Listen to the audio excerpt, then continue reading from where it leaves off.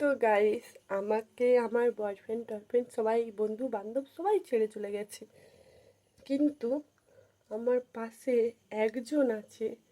তাকে অনেক অনেক অনেক অনেক ধন্যবাদ যে আমাকে আজ পর্যন্ত বাঁচিয়ে রেখেছে। আর সেটা তোমাদের সাথে আজকে পরিচয় করিয়ে দিব। দেখো,